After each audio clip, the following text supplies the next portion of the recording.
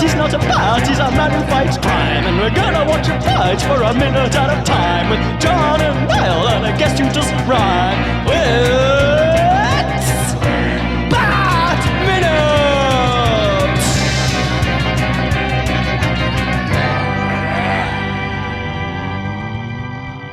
Bonsoir, glorious Gothamites. I told you I would steal that, and I have.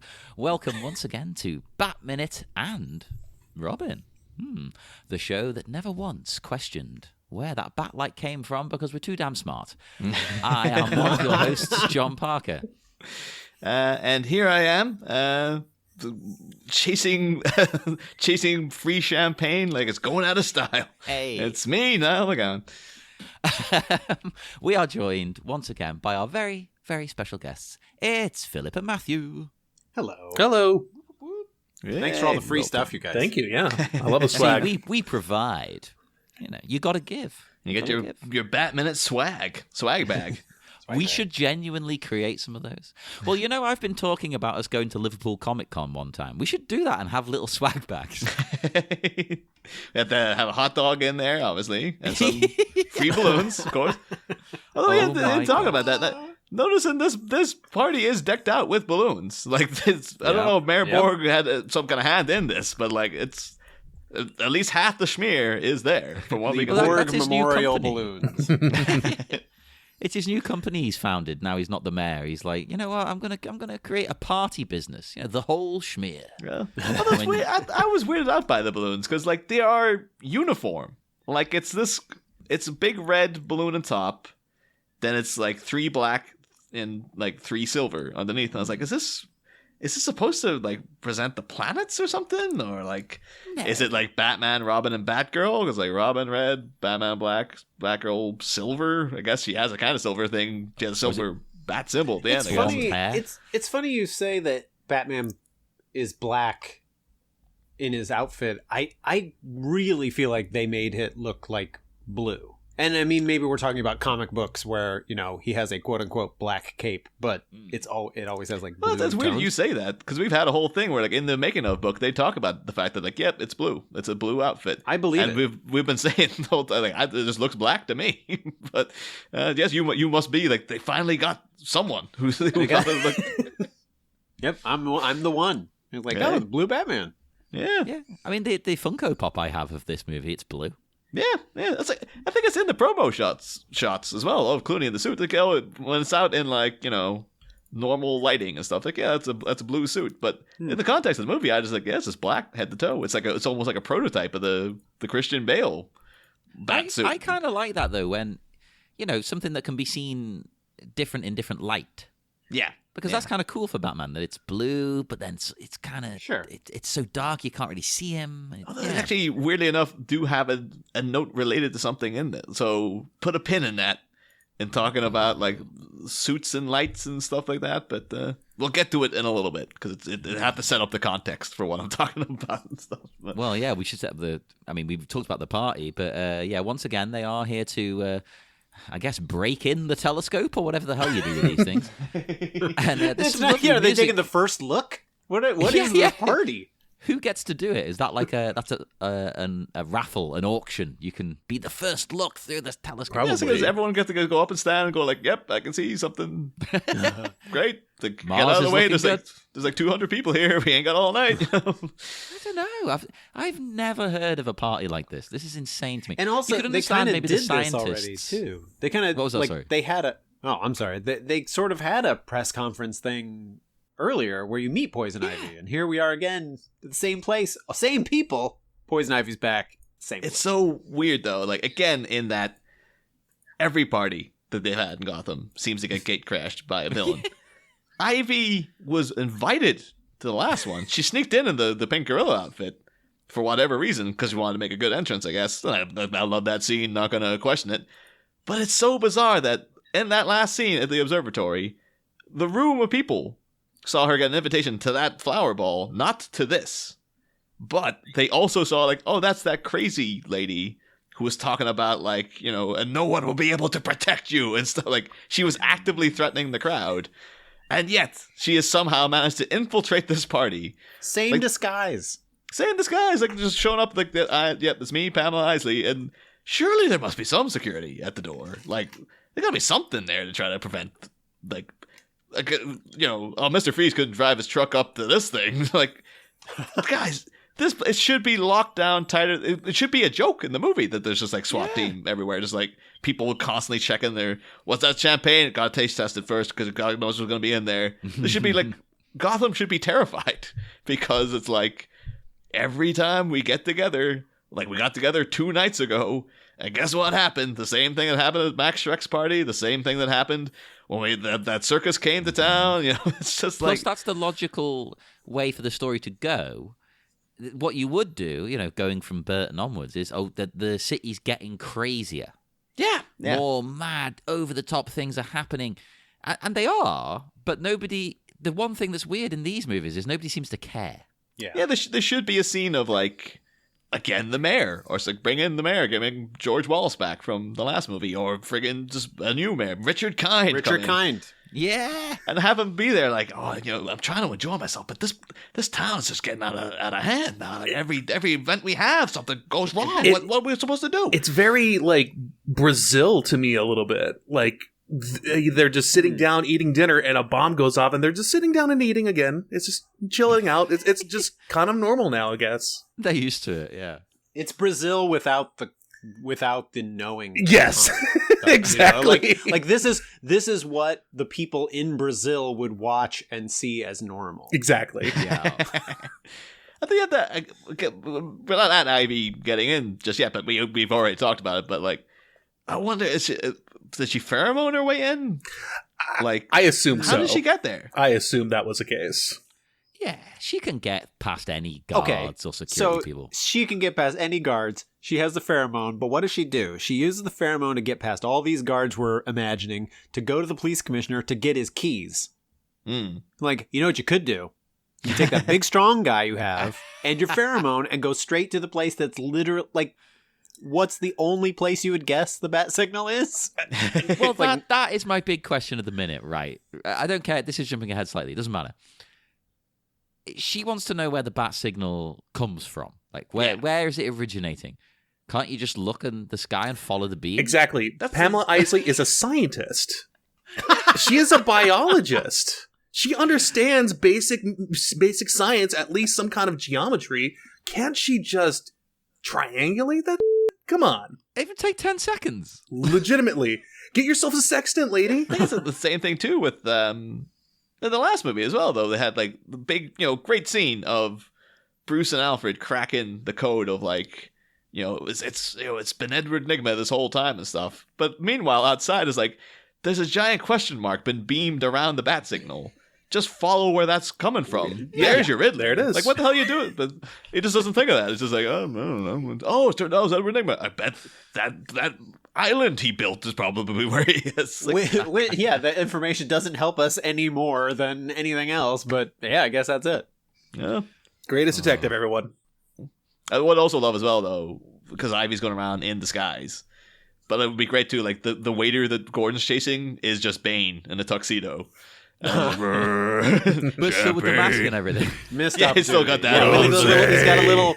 He's got a little bow tie and it's like Spider-Man into the Spider-Verse when they all dress up like the waitstaff. And Gordon's just like, he's like, champagne. Like, rough night last night, well, I've been there myself.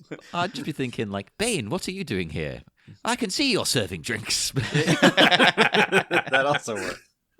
The guy, he's just like attached to the tray to his head. On that note, so this is where I throw stats at you, and I'm sorry. I was noticing how we get this introduction, the big flowery gossip gertie introduction. Bruce Wayne.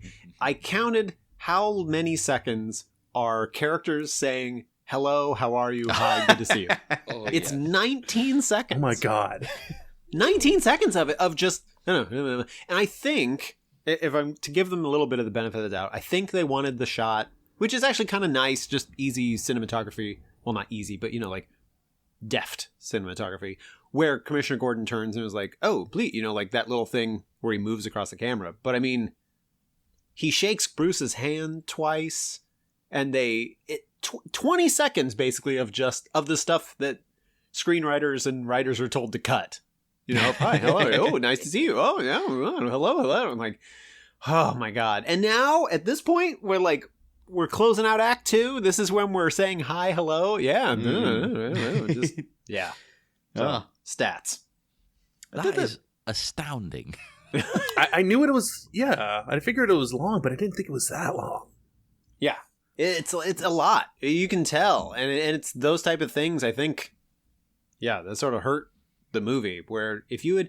I was trying to come up with your quippy soundbite here, but I feel like this movie would have been better served if it was half hour or 40 minutes shorter with a lot of the dialogue cut out. Just because there's sometimes, some of the jokes that Mr. Freeze says would be okay, but not all of them. And some of them are completely extraneous. They're right at the end of a scene. So you just clip them and just keep going. And so here's another 19 seconds you could cut out. It'd be boop, gone. I just thought it was weird too that they're all there to see this telescope. But so it's just been revealed. Yet Bruce Wayne walks in that second and all the cameras are on him. They see this guy all the time. The whole reason you're there is for this friggin' telescope. But they're like, oh, Bruce Wayne's here. Oh, Jesus Christ. Yeah, maybe he entered behind a giant sheet. It just falls off him. There's all sparklers around him. So here I am. I also wanted to, because the whole thing at the flower ball was it was a trap for Mr. Freeze. We were saying, in the first minute, maybe Mr. Freeze will show up to this. The amount of friggin' jewels that Julie Madison has around her neck. I'm almost wondering now if she's there as the lure of just get your neck decked out in diamonds. It's the friggin', it's a... On that note, it might have been interesting too, as I'm counting the seconds of how long they're saying hello, how are you? And there's literally some of that between Gordon and Bruce. It would have been interesting for Bruce to do that sort of casual Batman poking around and say any leads on that Mr. Freeze character, fishing around for it. And it would have given a reason for him to be there, a Batman reason to be there, as opposed to I want to go to a party reason, which would have made much more sense at this point in the Instead story. of Gordon trying to get over to talk to him, it'd be more all these other people want to schmooze with Bruce, but he's gunning for this random cop who's there. And he's just oh, Commissioner, I understand there's some developments in the Mr. Freeze case. And Gordon would probably be nope. Yeah, but you confiscated his evidence and all his research, right? You have that someplace? Yeah. Do you think that they make double parties because of the amount of parties that get invaded by villains? This party got crashed by Mr. Freeze. We need to have a makeup party for it. Yeah. It's everyone back to Gossip Gertie's house. Yes. That's why they're doing this extra part. That's what I'm wondering, yeah. I'm surprised it just kept going from the last. That's why Gordon's in the same outfits. They're all still drunk. This is just this is a 3-day binge. This is if you just had crusty white powder under everyone's nose, it's hey Bruce, oh, you've been missing a great time, man. We're gonna Gotham is run by Big Party. Exactly. Well, note too, actually, in the novelization, because Julie Madison is presented here as we've been saying that she's paid beard for Bruce Wayne, just to make it look like he has a girlfriend. 100% is.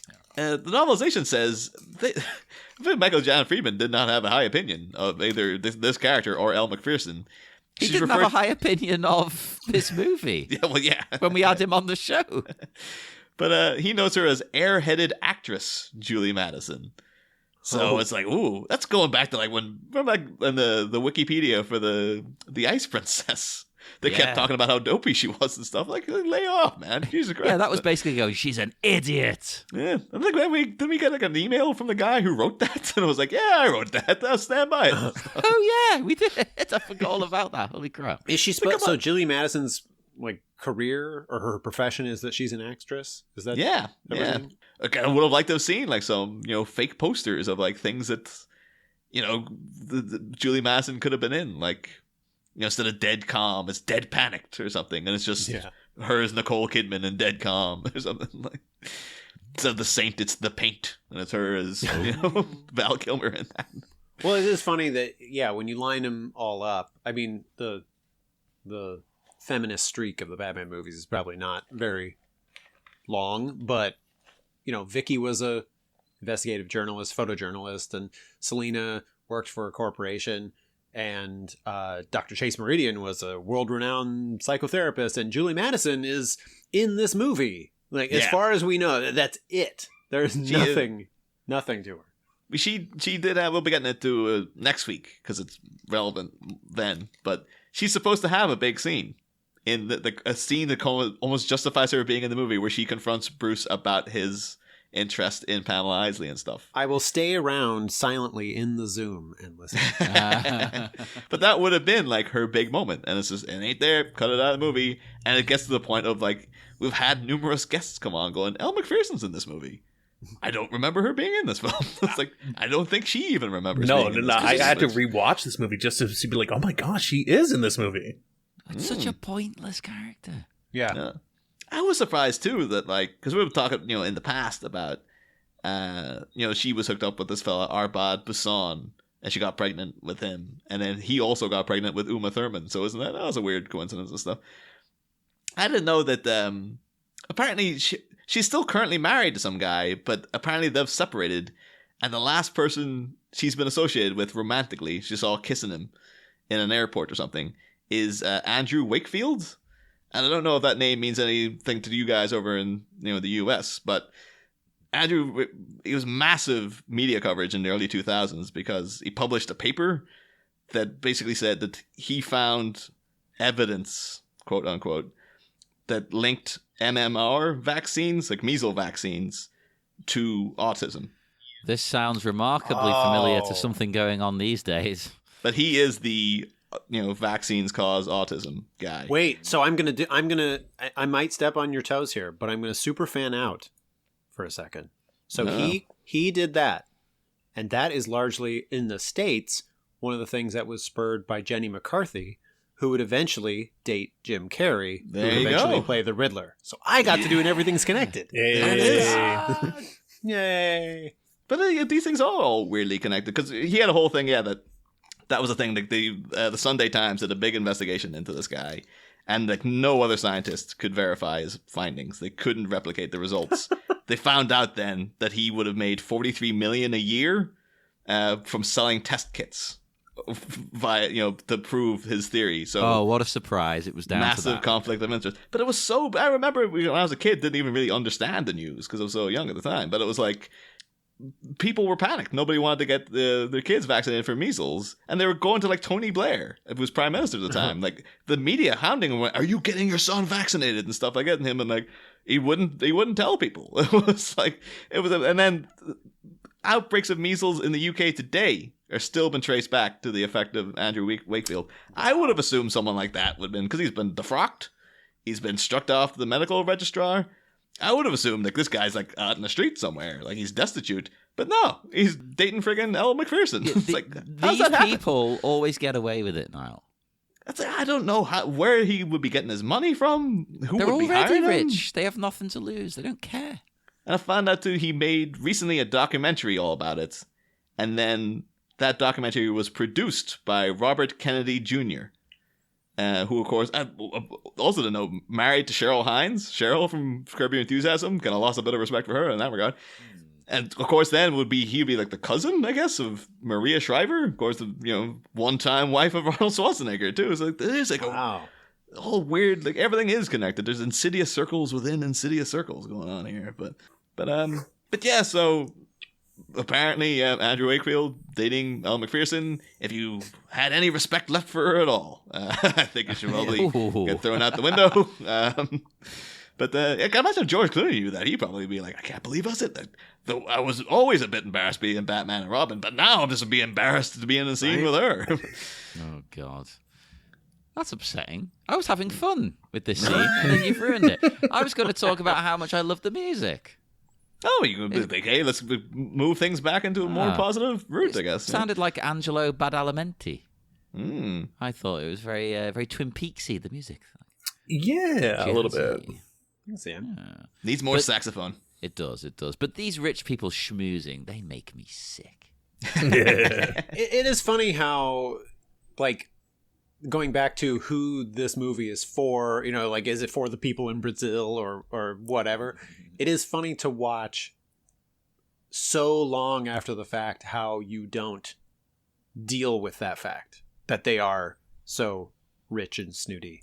And I know you guys have talked about the other Batman, the Dark Knight Rises and stuff, but they do kind of deal with it, and it is sort of, I mean, I'm not saying they do it the best job, but it is kind of appreciated to at least acknowledge that other people other than heroic rich people exist. That's nice to like pay some lip service. This is in the height of like, throw some money at it. We're throwing money at it, and our story's about throwing money at it. That was like in the 90s. Everything was great for everybody all the time. Yeah. Nothing can possibly go wrong. No. Nope. But yeah. I'm surprised it's not. It could be like you got Pamela Isley there. We know she hates the rich, corrupt industrialist elite. They could have all like guys chomping cigars and like laughing at like literally burning dollar bills and her like sneering at them and stuff. But then that would might make her too sympathetic a bad guy. So I kind of think in the last couple of months I've watched a couple things that have different takes of Poison Ivy. One is that new animated version of The Long Halloween. Oh yeah. Which is pretty good. And we were I supposed to review it for Halloween this year, but things kind of got away from us. No, we haven't ended up doing it. It's fine. Yeah, Right. we'll review it at some point though, for sure. Yeah, but her version in that is cool, where she's like just taken over. She's so creepy in that movie. Yeah, she's super. It's super creepy. That's the thing, and it's like, so there they get the villainy and the element of sort of like creepy and selfish, and then the other one is the Harley Quinn animated show, where she, for laughs, but also I think for the fact of us rooting for these characters, they, Harley will call her a supervillain. She's like, I identify as an environmentalist, and I don't know why that's a supervillain. And, and I'm like, hey, good joke, but also, what are we upset about here? So but there's also scenes of her literally spending her afternoon like dumping people into the toxic waste that they've created and stuff. Like, right, that's true. Watching the melting skeletons, and like just this man. So like I say, I can agree with like the initial points, but then maybe we go about this a more constructive way, Pamela. But so I do love this introduction to her here though, where she opens up this little case. The compact. I don't know if it's like, the compact. The makeup compact? It's a compact, yes. And it's a great shot. I think that's amazing. Like, genuinely good, especially for this movie. It's great for the character, especially because, I think you kind of hinted at it before now. You said she's in disguise. And that's the thing. Like, here, at this party, she is dressed down for the occasion. Yes. She's back in Pamela mode. And the only difference now is that Pamela is the disguise. Yes. Ivy is now the reality. I think too that they're probably thinking in their head this is like a really frumpy dress and like, oh, don't you look terrible? She looks incredible. She does. Yes. You could literally dump, sewage on this woman and she would still look fantastic. It's 90s. It's 90s again. This is the she's all that. Yeah. Look at this woman. I can't stand her. She has glasses. Ew. Her hair's flat. Oh. Her dress is long. With this being we're recording this during like Halloween season, and I'm going to costume shops and stuff and picking them out, and they have such generic names, and I like that her outfit I'm calling Gloved Librarian. I do like the little move that she does though, because she's got got the compact, but then it's through the mirror that she spots Gordon. And also should say we kind of skipped over it. Did love that Gordon came in, shook hands with Bruce, and then as soon as he saw a guy with champagne, he's like, "Oh wait, come right back here, come on." That's me at a party, yeah. I like that shot too. I like that little, like, his turn is Pat Hingle turning to the camera and then walking away. Excuse me, young man. Excuse me, young man. We should have him like with literally fistful of flutes here, just like I can only do this twice a week. He's got his pockets full of peanuts and a relatable figure, let me tell you. And you know what? I think Gordon, I might be mistaken, but I think he gets more lines here than he has for 99% of his screen time in these films. That's the thing. Is like, we'll talk a lot more about next week. This is Pat Hingle's last scene. Yeah. This is him now. This is the note he gets to leave on. I'll give him a bit more because I don't understand like how Pamela has infiltrated this beyond. Just assume she pheromoned her way in. She just seduced her way in. It's fine. She's super, like, incredibly seductive. She can do anything and get anywhere. Also, because of 90s, I mean, this also could be like, oh, frumpy woman, who cares? It's not going to be. Yeah, she's not a threat. Yeah, I would have loved though. She put the gorilla outfit back on. She's a Commissioner Gordon. He turns around, it's a big pink gorilla standing looking at him. But I think I like to think gonna give Gordon some more credit than he probably is due here, because he would know. Like, okay, Pamela Isley was this woman at the telescope thing. She threatened people, and now we're looking for poison ivy and stuff. She is almost as if like she's got the mirror so he won't see her too soon. So she's like walking around, checking through the compact, like, there he is. And then as she walks up to him, there's almost a moment where he is kind of going like, wait a minute. It looks as if he's like, he has a brief moment of like revelation that it is her. And then she does the dust. And he's into like, oh, it clouds his mind instantly.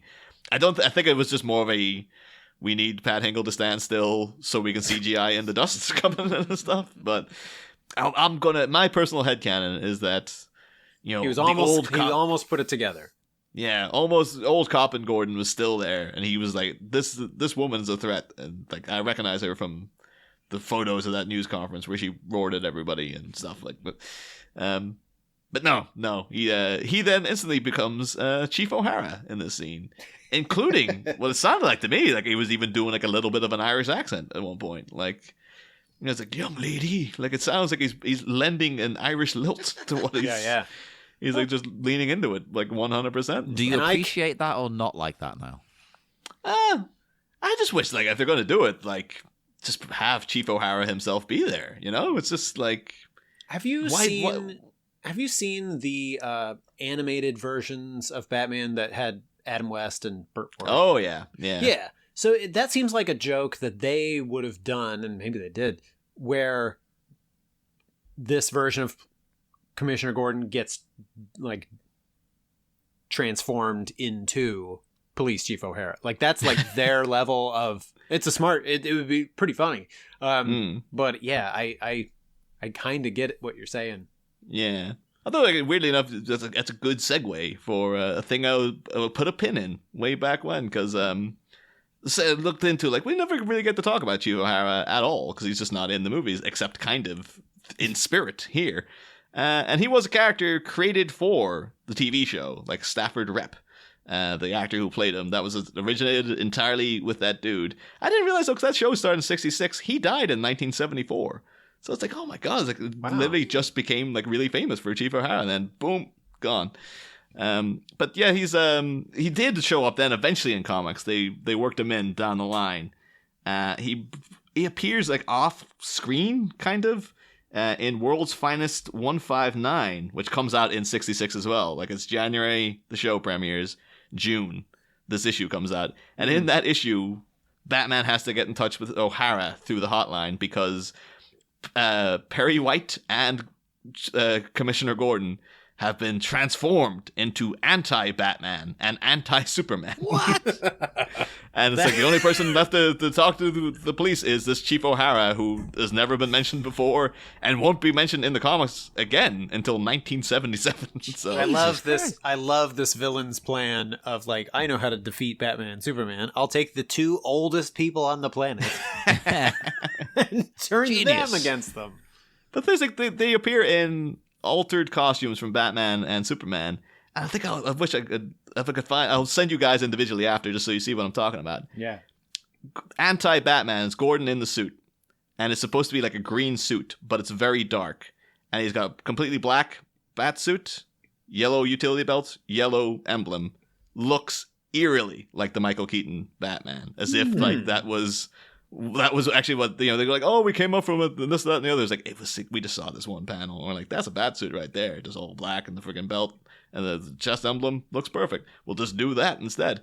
So I just thought that was so weird that, like, yeah, Clooney's suit supposed to be blue, looked black to me, and then this thing in the comics is supposed to be green, looks black to me. Also looks exactly like friggin' old school Keaton outfit. So Wow. yeah, but yeah, of course, yeah, the O'Hara. Then we talked about it in Dark Victory. John, remember he pops in very briefly as a kind of Sean Connery in the Untouchables-esque kind of character. Yeah. Yeah, The gritty reboot of Police Chief O'Hara. that's exactly what it is. And then sadly, it doesn't last too long in that story, but that is a great story, though. Dark Victory. Highly recommend everyone read it and then listen to our coverage of it on the Batman at Patreon. Especially that one. Yeah, Come and listen to it on the Patreon. But that's the thing. So I was thinking about people who should recognize Poison Ivy and Pamela Isley in particular too. It's like it's a thing that just happens throughout like Batman history, because you guys see that episode of the animated series. It was Eternal Youth. Yeah. Where Bruce Wayne's invited to like a spa, but then Alfred goes instead because he needs a break and stuff. He takes his lady friend, and it turns out it's been run by Poison Ivy, but like it's she's got two henchmen, or two henchwomen, like Violet and Lily, and like one of them's voiced by Julie Brown, who of course was the musical star of Earth Girls Are Easy, which of course starred Jim Carrey. Hashtag everyone's going. I genuinely like that movie. Yeah. Oh yeah. Like, it's bad, but I like it. I think the movie was made as it was more like to house the songs of Julie Brown. Like they kind of made it around her, so that's why she features so prominently in it.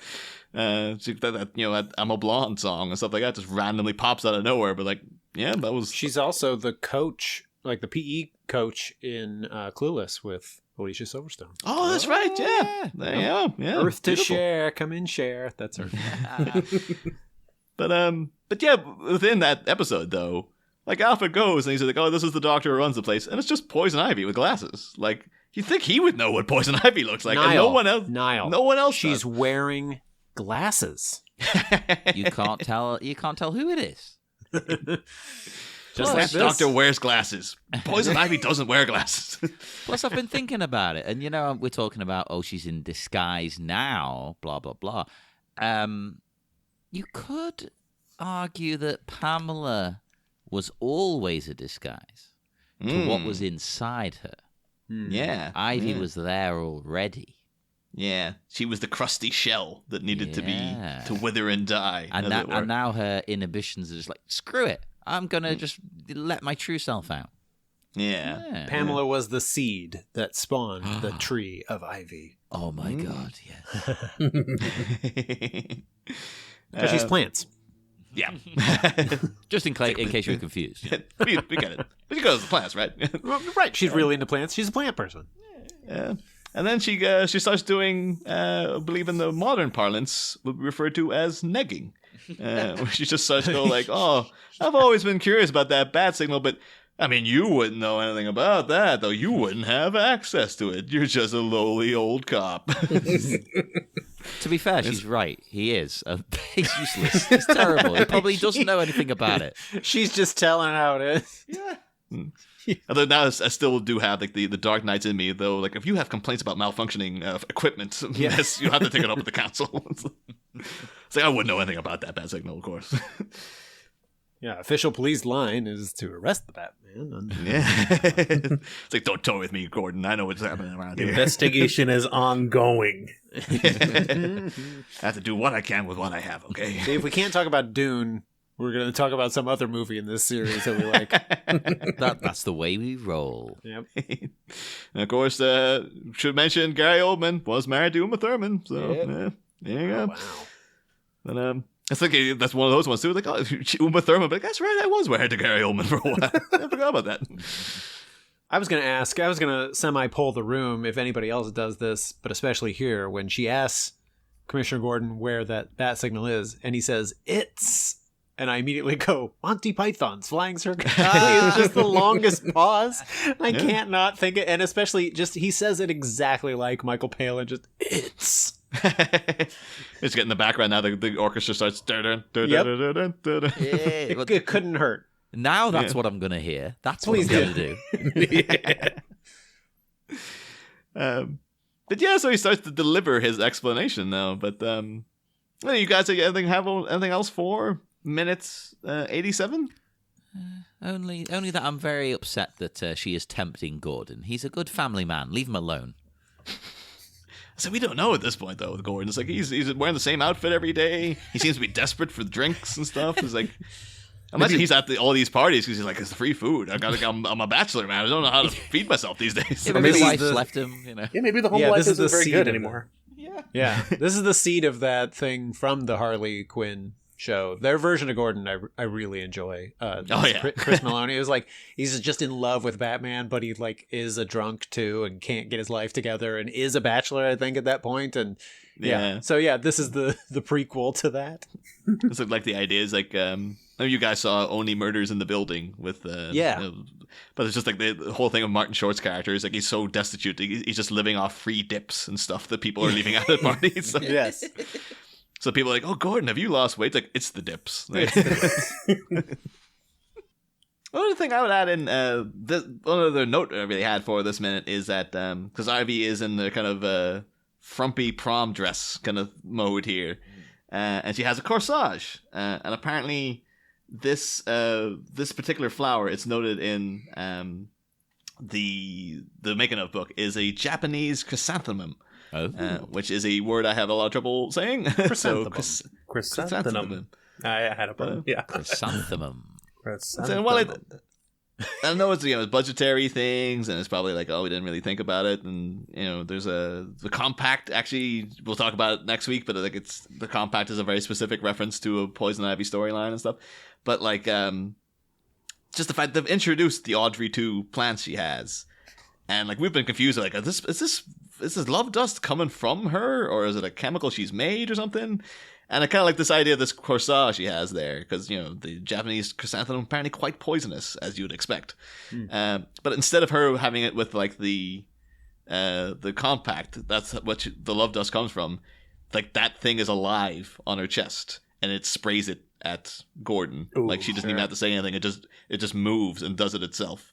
I thought that would have been a cool, creepy move to have it like, yep, now the plants are working for her, baby. Like and that's kind of where they do in later stories with her, right? As she can move the vines and move the trees and yeah. That's we do it later in this movie too. But it's just like you could be doing. Plus, it would be a nice little kind of throwback to the Joker too, with the Vicky Vale and the acid posy and stuff. You could have the same exact kind of setup of just her arching herself in and then just spraying it, like the thing that sprays itself at Gordon. But tragically, not to be. But oh well. But because Batman and Robin is so reviled as one of the worst films ever made, we are asking the guests this season what the worst movie they've ever seen is. Like, I don't know if one of you guys wants to clamor to get in first. No, Bruce. Matthew, do you have one, or do you want me to go? I have the worst movie that I've ever seen that I legitimately walked out of was Battlefield Earth. I went in not knowing anything about Scientology and thinking, well, this looks interesting. They've got Harriers in the trailer. I have seen other movies like this. Why not go and see it? And no, it was horrible. I kind of love it because it's bad. It's one of those that's so bad I kind of obsess over it. And you know what? That's the thing, too. If it comes on TV, I'll watch it. Yeah. I'll sit down and watch it maybe once a year and just like, no, this is still bad. This is still really bad. It's fascinating that they were thinking this is the start of a series as well. Yes, that was really odd. That'll like convert people, I assume. Yeah. Oh, like, this is your sales pitch. Yeah. Although it does have a weird vibe now, like Denis Villeneuve's Dune is kind of weirdly like Battlefield Earth and the acclaimed sci-fi adaptation from the 60s. Hey, that they're really hoping gets a second part. Hey, that's fine. I'll definitely like follow Paul Atreides rather than John Travolta into that. Yes. So mine, I don't think I can top bad because I've been listening to the show and there've been lots of good entries, but I'm gonna go with my movie experience, which also was like which was miserable but then also saved. It's Matrix Revolutions. Okay. Yeah, so I know it's got its offenders and whatever, but I mean, this is the third one. no one can ever keep them straight. I was going to ask, and I just rewatched them. It's the third. It's the third one that doesn't make yes. sense. And we're watching this and hoping, because I was kind of a defender of Reloaded because I thought, it heightened some stuff. Yeah, there's some good stuff in it. And so, a friend of mine said that the second one threw a bunch of balls up in the air, and the third one watched them all land on the ground and flip you off. But I picked Revolutions because I want to tell this story. So I was living in Chicago at the time, and it's we were there opening weekend, maybe midnight show, whatever, and it's a packed house. And I'm going to slightly spoil Matrix Revolutions, everybody, but it's going along, and you can just tell, it's like, oh my God, so much just gunplay, and I don't care about the earth, like, what the hell's happening? For like 30 minutes straight. For 30 minutes. And then it gets to the point where Neo is blinded, and then he's like guiding the ship with his powers, right? It is at this point that a large woman from the back of the theater gets up and grabs her purse and is storming out, and you can kind of tell, like she hasn't said anything yet, but you can kind of tell. And I look back and see her, and she says at a nice quiet moment, loud enough for everyone to say, "Man, this Jedi bull." and it was just perfect, and it saved our night. And like so that is my pick. That is in the theater, especially. It's just like I was really kind of hoping they'd pull it out, but if nothing else, I got that amazing encounter with that woman who I owe my night to. Yeah, I've only had that happen once, and that was at Prometheus. The guy next to me just got up and went, "Fuck this," and left. I was like, okay. I thought it was all right. It was okay. Yeah. I keep always saying the story. Like in terms of walkouts I've seen is like I just remember Inland Empire. Because that's like 3 hours. I love it, but I imagine a lot of people walked out. Wait, which one's Inland? Why can't I think of what Inland Empire is? Isn't it the post Mulholland Drive David Lynch movie with stars Laura Dern? It's all shot in like handheld digital cameras and stuff. Thank you. But it's like I'm pretty sure like half the theater left by like it was just throughout though. It was almost like it was like watching an endurance test. It was like freaking watching Squid Game or something. It probably helps that I only ever watched it like on a Sunday afternoon in my house. Yeah. It was. It's. I think I have a lot of time for Inland Empire because it was the movie of like I get David Lynch, and as you're watching it, you're like, holy crap, I did not protect any of this stuff. Like, you can't get a pin in the guy. Like you can't hold him down. Humanity has not achieved sentience enough to understand David Lynch at this point. Yeah. But yeah, so throughout there's just like seeing like, okay, the 2-hour 15 mark, just another person going like, nope, just walking away. It was just steady throughout, but you're just seeing like at the start of this movie there were 60 people here. There's about 25 now. I enjoy the announcement of the exit too. Yeah, like you said, John, they want you to know this. You're just like, I gotta know. But yeah, because to move things into a more positive spin, we are of course asking, because Batman and Robin is loved by certain sections of the population, about movies that you think that are considered to be bad by most people, but you will defend to the death. Well, I will go first in this case because mine has already been mentioned. Battlefield Earth. No. Escape from L.A. So as a this is a benevolent plug, but there's another podcast out there that you might love that. Sir. I've got to work that in every benevolent week now. plug. Well, no, it's a plug for something that is not my show. I got to be on it. It's a show called Reels of Justice, and what these guys do is lovingly and comedically put movies on trial. And you get a judge, you get a jury, and you get a prosecutor and defender. And I got to go on and defend Escape from LA from being deemed a bad movie. I've never worked. I've written several books. I've worked on scripts. I've never worked harder in my life than preparing for a court case for that movie. You sought legal counsel and everything. I did not. I didn't have much funding. My first witness, Kurt Russell. That would have been amazing. No, but it's a movie that I you can listen to me talk about it way longer than even Batman stuff. I think the big reason why people dislike it, and I get it. The reason people dislike it is because it reminds them of a movie that they may like more. But the reason that I like it is because it reminds me of that movie that I really, really like. I wanted more Snake Plissken movies, and this is it. And I thought some of it is really fun. And I mean, Bruce Campbell shows up in it. And yeah, the basketball scene is goofy, but like it's the premise. The titles start off with like laser sound effects behind each title. It's like, what movie do you think this is? So so that's my pick. Escape from LA, folks. Fight me. I was wondering, first off, what was your defense for their misuse of Bruce Campbell? Because, yeah, while he's in it, he does literally nothing. He gets shot in the face by a dart while he's examining various. You know what? We didn't have to relitigate this. You can listen to that episode and see how it came out. It is a court of internet law. Go and check that out. Yeah. And I'll give mine. Mine is going to be Jaws 3D. Oh my god! As a kid, I was obsessed with it, and I don't know why. Watching it now, I don't get it. But if you can tell it to me, go ahead. I mean, besides the point that that in this movie you figure out, well, maybe the shark is actually going after the Brodies and actually wanting to kill them out of nowhere. But I mean, also, I love the miniatures. I love how goofy the ending is, where you see this superimposed shark jaw just coming at you, even though you're not watching it in 3D. Exactly.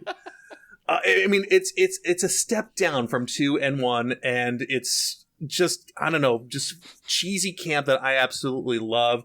And because, I mean, it has to take place in SeaWorld for some reason, because, I mean, it's moving from the Northeast to, for whatever reason, Florida.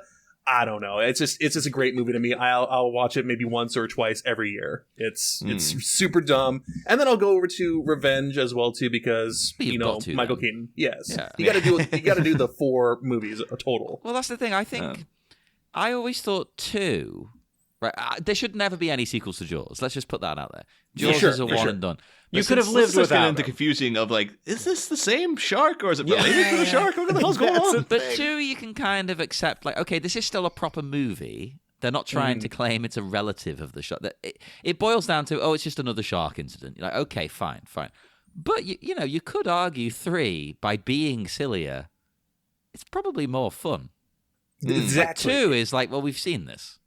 Yeah, I mean, like I've like that image of the shark breaking through the glass. Yeah. Yes, will live in infamy. Plus, I always have a love for just like Simon McCorkindale's in it. Yeah. Like Manimal himself is the star of Jaws 3. It's like, Jaws 3D. I love the way as a kid I thought Manimal ran for about 10 years, and then you look it up now, 1 season. Yeah.